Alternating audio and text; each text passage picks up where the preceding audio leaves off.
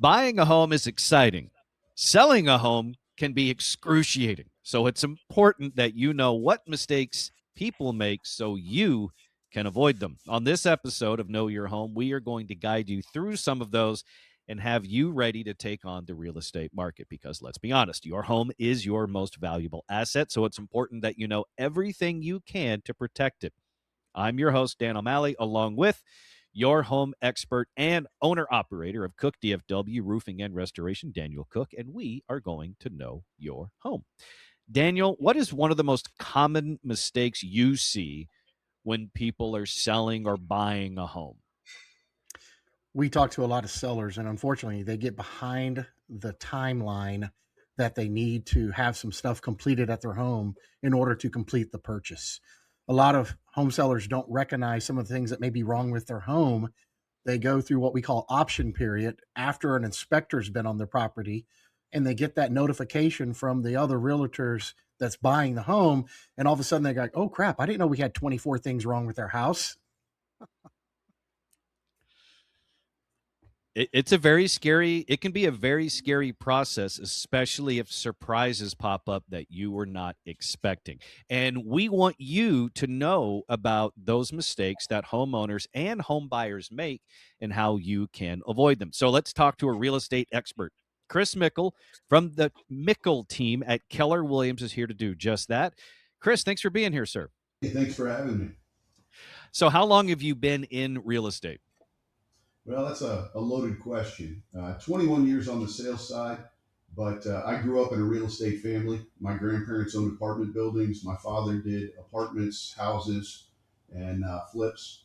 So I grew up with them in rental management and doing construction. I was a grunt worker from the time I was a child, ripping out old carpets and walls. So, yeah. Nothing like good old-fashioned manual child labor in the family. Yeah, and I ran a handyman business while I was in college. I was on that construction side, and later on, I guess I got into the sales side. And now, 21 years later, I'm in the investment side and helping other people to have their personal and family investments, be it their own home and or other investment properties. Outstanding. Well, again, thank you for being here. What, if you could pinpoint one or two, what's the biggest mistake a homeowner makes when trying to sell their home? Well, when trying to sell the home, I'd say the first one is they decide to put a whole bunch of things into the house, do a whole lot of work on the house with never consulting anybody to find out whether it's a good idea or it's got a positive rate of return. A good example is homeowners will go in and start doing the remodels that they dreamed about doing for the last 10 years to the house. Now they're going to sell it and get it just perfect, but they'll spend $3 and get one. Got it. Go and replace that fence. It's always bothered them. Well, it costs $10,000, $12,000 to replace that fence, whereas we could have put a little Band-Aid on that. You'd have been much better off replacing those granite countertops or remodeling that bathroom if you wanted to spend money. But a lot of times, it's just spending good money for bad is without consultation is a horrible mistake. So is it safe to say then? I'm sorry. Go ahead. Yeah, the second one that we see people make a lot is that they rely on internet-based valuations or what their neighbors sold their house for 3 or 4 years ago. Those internet-based valuations are running off of an algorithm. You look at 10 of them and they've got 10 different answers, and sometimes they're vastly different. But those algorithms, they haven't walked your house. They haven't walked the other houses. They haven't got the detailed information. They don't know the difference between the school districts, different little things that make big differences. A 1-story versus a 2-story house, a lot of things. And the house that sold 3 years ago that was across the street, man, that's fantastic, but it's a different time and a different house. The dreaded Zillow estimate. It's a killer. It's a killer. Did you ever hear the story of Zillow's founder when he sold his personal home? Tell us. Look it up. He put his personal home on the market based on his Zillow valuation. Later on, he ended up having to sell it for 40% less. Oh, crap. Oops. Oops. So he couldn't stand by his own valuation. Yeah. Not just the owner of Zillow, but also a mistaken homeowner. Yeah, right, right. Most I, definitely. so what then is something that a homeowner can do to avoid some of these major mistakes? Well, I would say the first one is to find a competent, experienced real estate agent professional that has been in the market for a period of time and really knows what they're doing. And when I say that, not all realtors are created equal. If you do a little quick research, you can recognize that more than 70% of the real estate agents with a license did not sell a single house last year or the year before, which means you've really got to look towards the top. You've got to look for the experienced agents that have been at it for a while, that have the experience. There's really no substitute. That person is a professional advisor. You wouldn't go into court without an attorney. You're probably better off seeing a doctor than trying to diagnose yourself. And the same thing is true. If you're going to go in and make this is the largest investment of your life potentially that you're gonna sell, and to have misinformation and go in and try to make those decisions without proper information, it's just a bad idea. So when we look at a house, I'm not going to ask you to spend $1 if you're not going to make three. So that being said, before we get into a little bit deeper on the selling side for for homeowners, and then before we get into some of the mistakes to avoid as a home buyer, you've sort of alluded to it by saying how important it is to have a real estate professional advising you. So, do you think it's a good idea to have artificial intelligence replace the real estate professional? I think AI is an interesting beast right now, and a beast is the only word for it. It will get better in time, I'm sure, but right now it's only as good as the programmer and the information that it's drawing from. There's an awful lot of misinformation and misdirection that takes place on it because they're pulling in bad information, and they don't the program doesn't know what's proper and what's not, and what's good information, what's quality information. Uh, a real, again, no substitute for experience.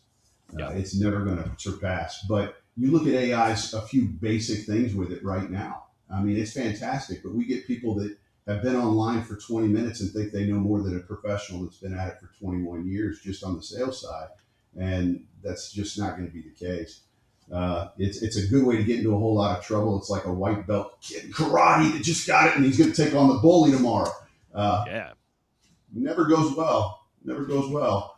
How's it going for those self-driving cars we were dropping billions and billions of dollars into? And most of the developers, despite those billions they put in, it backed off because they realized there's no way to really recognize all of the uncontrollable variables, and it's no different than the rest of it.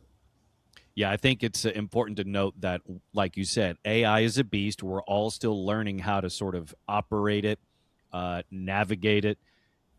But at the end of the day, like with ChatGPT is a great example of this. It's basically just Google on steroids. Oh, And so think to yourself, do you want Google to be involved in your home buying or selling process? And I think the answer there should be pretty obvious. oh, Dan! I mean, everything on the internet is real.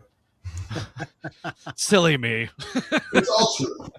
It's all true. It doesn't matter how crazy or how sane it is. It's all true. Everything, all true, all at once. Yeah, Okay, you so can say we're in the information age, but every bit as much we're in the misinformation age, even more so. yeah. Yeah. So in your 21 years on the sales side, and then we'll even pull in your lifetime of being involved in the real estate, construction, all that. What's one of the biggest mistakes? What is the biggest mistake, the biggest mess up you've seen a homeowner do? Oh my gosh, man, that's hard. That's really I know hard. it is because you've been doing this a long time. You've seen a lot of screw ups. I have no doubt. Yeah, I really have. I mean, I've seen all kinds of things, but I mean, some of the biggest screw ups are things that got him into a lot of trouble. I mean, we saw a homeowner that tried to hide a whole bunch of things, tried to sweep big troubles underneath of the rug, and I mean that's an intentional act, and then not disclose them, and that came back to him. I didn't represent the buyer or the seller on that one, but they came to me for advice. And as I was running the real estate office at the time, and with 260 agent staff and admin, there's a lot of people to oversee. There's going to be some issues. So when they came up with that one, we got them in touch with a real estate attorney, and we found the smoking gun pretty quick. It didn't take but a couple of days to start running down and finding proof that they had covered it up and that they knew about some of the issues, because there was significant termite treatment, and all we had to do was ask the neighbors, and then one of the neighbors had cameras where the Terminex truck had been there like 9 times. Oops. So anyway, that seller ended up losing to the tune of about $250,000. That sounds about right, because I think one of the most important things you need to know about as a homeowner when it comes time to sell your home is a form with 2 words at the top: seller's disclosure. The fine print on that says don't lie. Yeah. But they mean it. This isn't the fine print you can ignore. This isn't, something silly. This is probably the most serious form there is going to be from your side of that transaction. And you just mentioned it right there. Homeowner decide to lie, cover something up, and it cost them $250,000. You can't play fast and loose with that seller's disclosure, right? No, and the reality of it is, what would it really have taken for him to fix that stuff? I know it would have been expensive, but it wasn't nearly as expensive as it ended up being.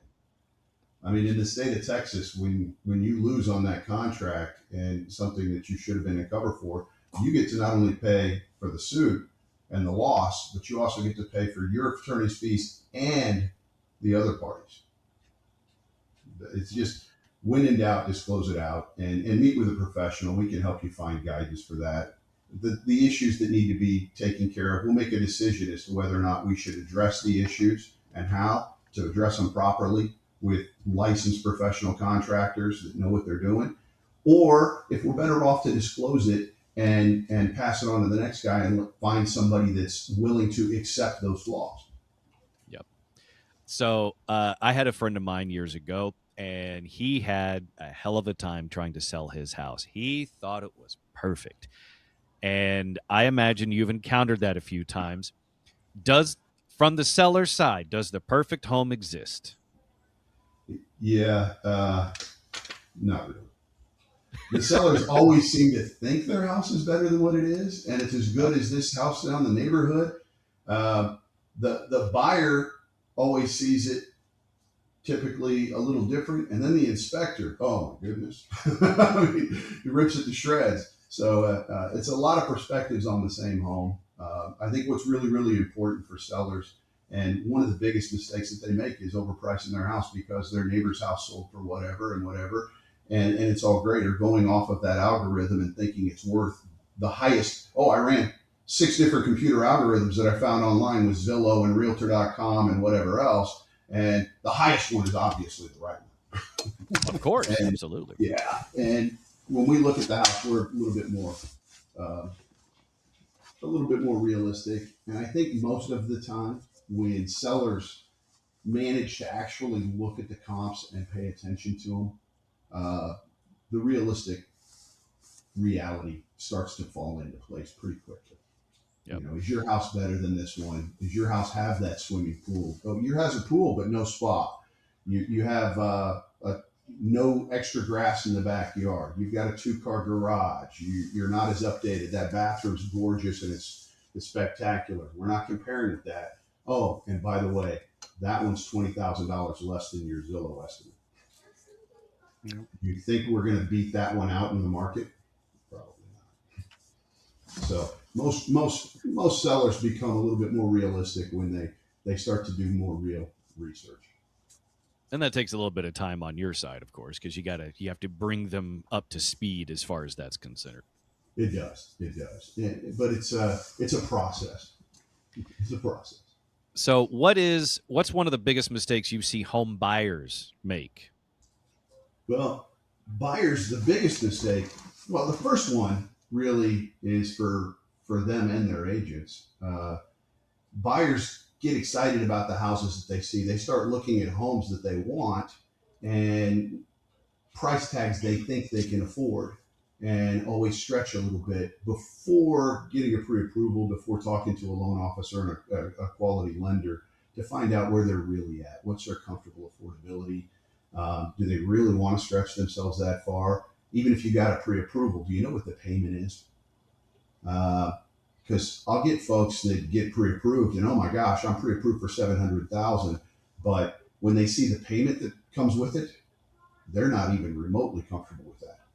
So it's much more important to know up front where you're at, what the payment's going to be, and what you actually qualify for, and what you're comfortable with. There's nothing like being totally house poor and being without options, or finding yourself in a destitute situation not long down the road. And then for agents, one of the big mistakes when they take that pathway is they're going out showing them those houses, automatically giving them the yes, yeah, let's go. Hey, that's great. Versus watching out for their client and their client's best interests. And I can't tell you how many times over the course of our career I've seen people, fall into their own pride as a buyer, where they start working with an agent and they're looking at $750,000 houses when they really only qualify or are comfortable for $450,000. And they've got too much pride to step backwards with that agent. So instead, they go work with another agent starting off realistically and go get under contract on a house within a couple of weeks when they've gotten realistic to it and what their dollar will buy. And that first agent is left to the wind. So I think the second one is really kind of as much an agent fault as anything, and that is the yes man. I think so many agents are hungry for that commission check that they're quick to say yes, or they don't really have enough experience to know what's a good house and a bad house. So while a person is walking through those houses looking for all the things that excite them, which is oftentimes how well decorated and furnished it is, right? That person had a lot of taste, and they start overlooking all the flaws or all the reasons why they shouldn't really buy that house. It backs up to a busy street. It's got huge, high power, tension power lines right behind it. It's in a horrible school district. It's in a beautiful neighborhood, but the neighborhood adjacent to it is really bad. You walk in the house and it looks fantastic, but they've covered up a whole lot of major issues. They've laid a little leveler on the floor, but we can tell there's massive foundation problems because we see every other sign of it. If the agent's not looking for those problems and pointing them out, the buyer has no idea. We've got houses out there that people come to us to sell because their agent can't sell it. We go out there and look at the house and we wonder why they bought it. And it was always something that got them excited right out of the gates. Oh, it was a big house. Well, it was a big nightmare, Yeah. And now there's no open concept. I've got two right now that we're going to list. It's a really difficult scenario that we had to have very tough conversations with them because unfortunately they bought those two houses as investments at the peak of the market. And the reality is they're not worth what they paid for them then.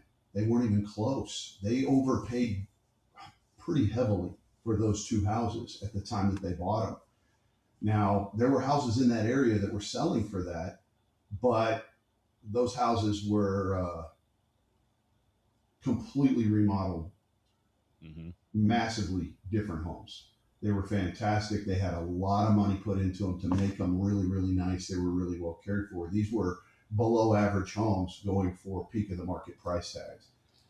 Now, they'd be worth fairly close to what they paid for them. Instead, they're worth closer to what they were worth in the first place.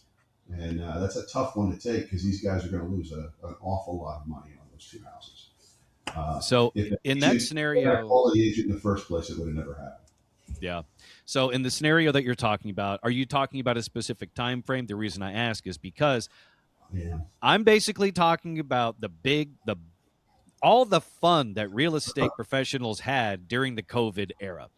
Because when COVID hit and everyone was on lockdown and everyone stuck inside their homes, home values, especially in the state of Texas, it is not hyperbole to say they skyrocketed. They skyrocketed. And then And then now the market is kind of in question because you had the peak of the COVID home price era, and then things cooled off dramatically. Um, Dramatic. and so, where are we now? It's early 2026. What is the state of the real estate market now, coming off probably one of the highest highs it's ever seen, and one of the lowest lows, at least in recent memory? Yeah, well, I don't know about the lowest low thing. The reality of it is that, COVID came, and as real estate professionals, we thought it was going to be dreadful. I mean, we expected that, everybody's out of work, everything's going down, it's going to be really bad. Instead, we had a huge stimulus package, we had an emergency rate reduction, we had people locked into their homes and bored. And they did not have the money to go to the bar, to the restaurant, to go on vacation. There was no, they were all closed. It wasn't options. So instead, they've got this money to spend, and they're remodeling their homes. They're adding swimming pools. You see what happened to the price of homes? Did you see what happened to the price of remodeling or the swimming pool ad? Woo! Yeah, I mean, we saw swimming pools go from 45,000 to 115,000 within a couple of months. Yeah, the install. But the housing price is just hyperinflated from two things: the supply and demand that was created by that, and the the ultra low interest rates that allowed people to afford a whole lot more. People don't really care how much a house costs, if it's 200,000 or 2 million. All they care is what the monthly payment is each month. Can they Yep. afford it? So the housing prices skyrocketed. Interest rates go up, and everybody's like, "Well, I'm going to wait for interest rates to come back down." But even when they peaked out, they were still at like 60-year averages. And now we're well below the 60-year average, and everybody's holding out or worrying about it. The reality is, they're waiting. People are waiting for the market to catch back up. Well, they might be waiting a while. We had that same thing happen in 1979, and it took, 26 years to get back to that level. So if you're waiting for that again, who knows? But a typical rate of inflation on housing is somewhere between 3% and 4%, 3 and 4.5%. In DFW, historically pre-COVID, it was probably closer to 3.2, 3.4. So it's unrealistic to start thinking we're suddenly going to have those double-digit gains like we had 3 years in a row. This is the market correction, and the market's come down. It peaked in May of 2022, and it's come down the last 3 years in a row. And frankly, we just ran numbers for people we ran 6 months ago, and they're still coming down. So if you're thinking about buying, I think the dumb thing to do is try and time the bottom. Right now is a great time to buy. Yeah. Lock in the lower interest rates that are much lower than what they have been for quite some time, and get into it before the prices do turn the other way. Because if interest rates do shift down enough, a lot of people are going to jump into the market, and then you're just competing with multiple offers rather than having multiple choices. You have much more bargaining power and options right now. Mm-hmm. Yep. Daniel, do you have anything for Chris that you needed to throw at him? No, it's so fun watching somebody that knows what they're doing versus, and I deal with a lot of agents. We get a lot of referrals, and we start talking to agents, and you can always tell the ones that have been in the how can I say, in the field a long time, because they've seen all these nasty things. They know what they need to spend money on, and sometimes we deal with some of these other agents, and they're not sure what to tell their clients, and they're looking at us for direction. We're like, we're not a realtor. We just want to come here and make your home look pretty. Just tell us what you want us to do. But it is, I can't stress this enough. Make sure, like Chris said, you need to have a meeting with the realtor, and you maybe want to have a meeting with a couple, 2, 3, interview them. Yep. Because there's nothing wrong with interviewing a realtor to see who's going to do the best job for you and your largest investment. Like Chris said, you're selling a $500,000, $600,000, $700,000, $800,000 house. You want some pretty damn good representation, and you deserve that. So Chris is a great guy. I highly endorse Chris and his wife. But again, get a whole bunch of opinions. Don't listen to your mom and dad on selling your home. I hear that all the time. Oh, my mom said I should. Is she a realtor? No. So that's the best thing I can say, and that's why we wanted to bring Chris on. Was, hey, this is an important thing about knowing your home. Knowing what you're going to buy and knowing what you have to sell are two of the biggest decisions you're going to have for your purchase. Yeah, I think you hit a really strong point there, Daniel, which is if I was to give some advice to a home buyer, home seller, whatever, meet with and interview a number of agents. Don't just put one of the biggest transactions in your life in the hands of cousin Sherry, who just got her license 3 months ago and is really excited about it and just got new headshots and business cards. Especially if you don't even want to go to her kid's birthday party. Why would you want her involved in the buying or selling of, your home? Get someone who knows what they're doing and is good at it and knows what they're doing. You can tell the difference. You'll know it within a couple of minutes. You'll know it within 30 seconds when you're sitting in front of a seasoned real estate professional and one who isn't. And it'll be very obvious, and you'll realize, oh, yeah, I should probably call Chris. Well, the biggest mistake I see, and Chris can probably testify to this, is that a seasoned agent is okay having a nasty conversation or unpleasant, like you said a while ago. You have to have some difficult conversations with your client to make them understand the truth in what they're getting themselves into or what they're trying to sell, versus a rookie agent just wants to say, hey, let's go out there and get a house, and let's go out there and sell this one. And they don't have the difficult conversation with, your roof is 9 years old. It probably has damage. We should get that inspected before it goes to market. Or you know what?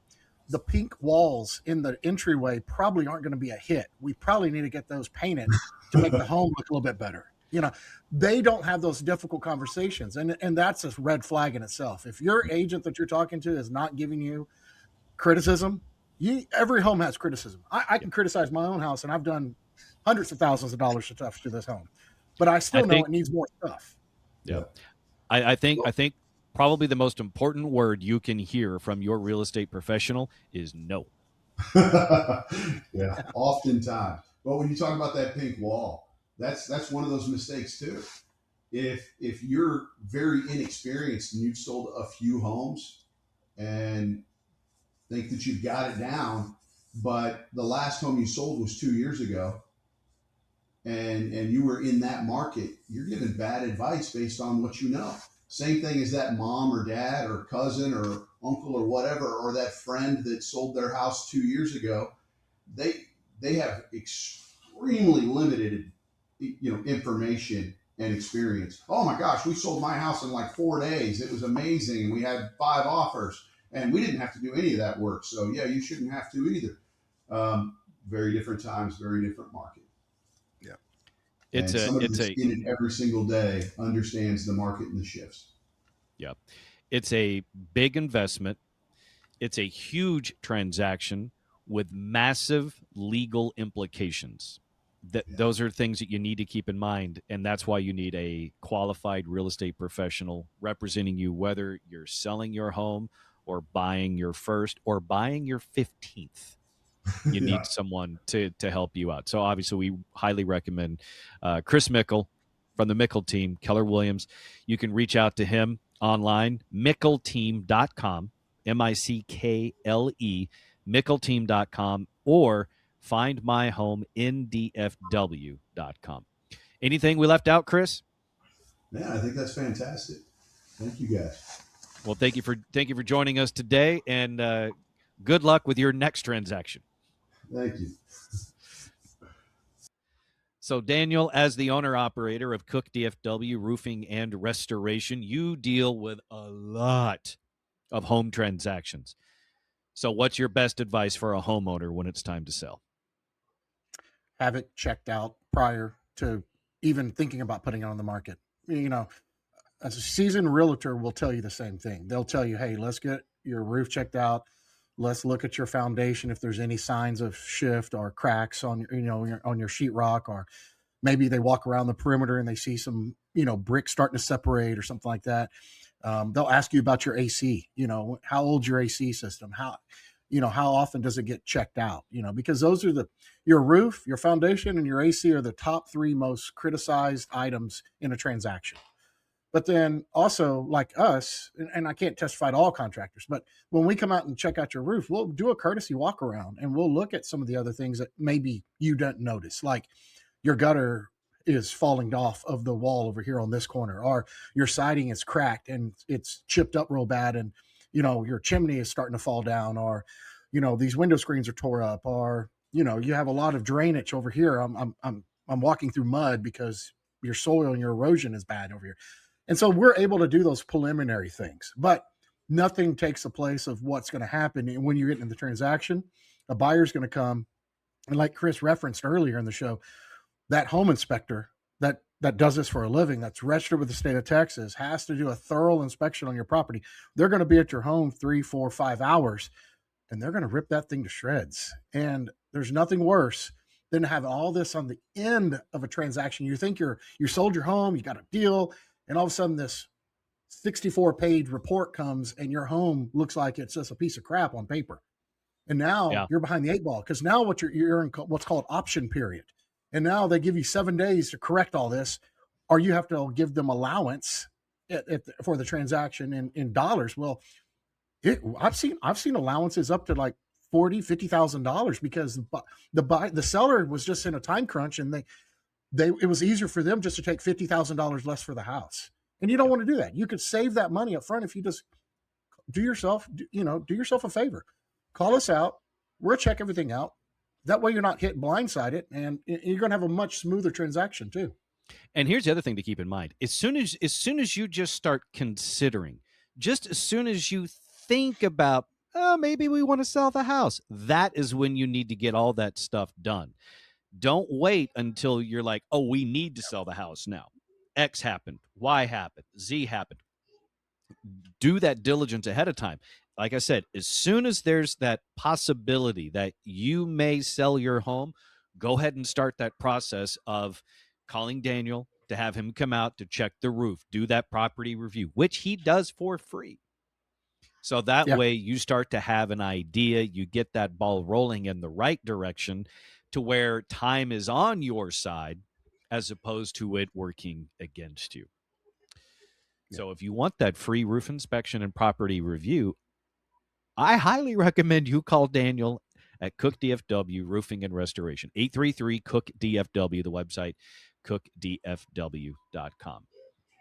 And this is why we do this show. If you have questions for us about your home, you can email Daniel at cookdfw.com, and we'll answer it on an upcoming episode. So if you found this episode valuable, we invite you to like and subscribe so you can know your home. And if you're in the North Texas area, like we mentioned, and you would like to schedule a free roof inspection and property review, whether you're considering selling your home or it's just a good idea to do once a year to see the state of your home, to see if there's anything that needs fixed before it becomes a huge problem, get that free roof inspection and property review scheduled. 833-COOK-DFW, or that website again, cookdfw.com. We'll see you next time on Know Your Home.